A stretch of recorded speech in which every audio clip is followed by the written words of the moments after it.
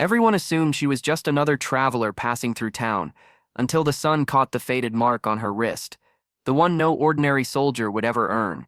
And the moment those Marines shoved her at the bar, the entire room missed the warning written in her eyes.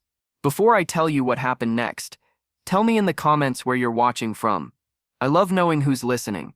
The trouble began on a bright midday afternoon, the kind where dust floated lazily through the windows of Harper's roadside bar.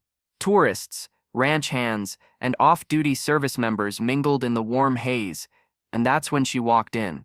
Lena Ward, quiet, calm, a woman who seemed to vanish into crowds on purpose. She hoped for nothing more than a cold drink and a moment of anonymity, but anonymity rarely lasts when trouble is looking for a target. The first Marine noticed her alone at the counter. The second noticed her silence. By the time the third swaggered over, the room already felt tighter, as if the sunlight itself held its breath. Lena sensed the shift, the scrape of boots behind her, the scent of cheap cologne drifting too close, the soft tremble of her water glass as elbows hit the counter beside her. They wanted attention. She wanted peace. They pushed anyway. One of them bumped her shoulder, hard enough to jolt her forward. The bar grew still.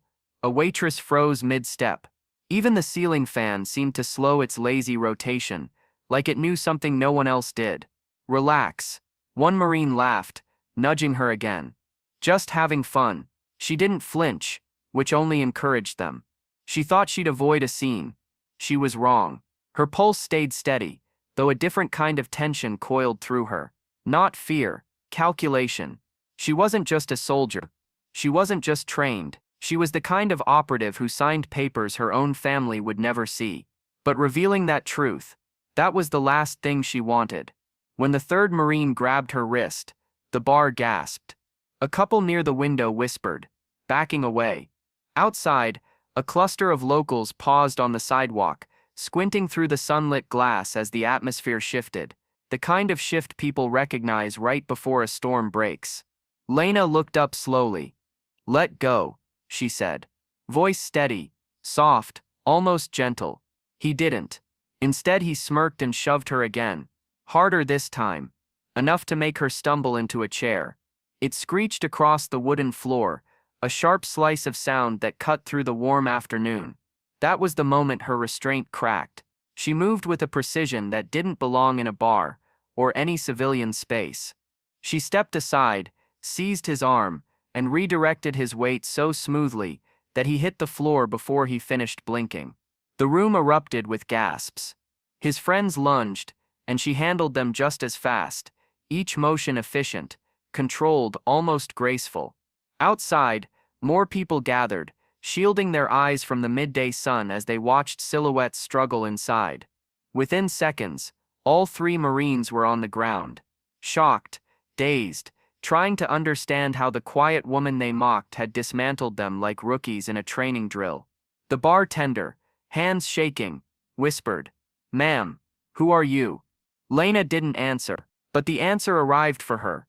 A convoy rolled up outside, black SUVs, windows tinted, engines humming low. The crowd parted as men and women in uniform stepped out, their movements synchronized, purposeful.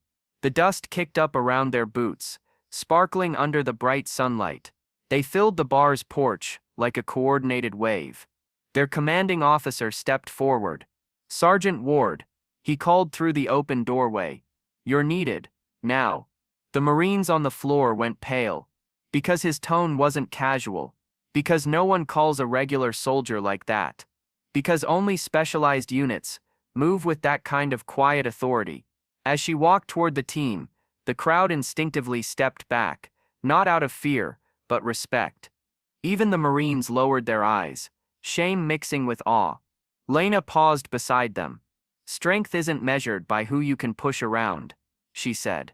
"It's measured by who you protect." Then she joined her unit, disappearing into the daylight as the convoy pulled away, leaving the bar buzzing with realization in the golden warmth of afternoon. Because kindness doesn't vanish. It waits, and it finds its way back. And sometimes it returns in the form of someone who never asked to be seen. If you enjoyed this story, let me know your thoughts below, And don't forget to subscribe for more powerful tales told just like this.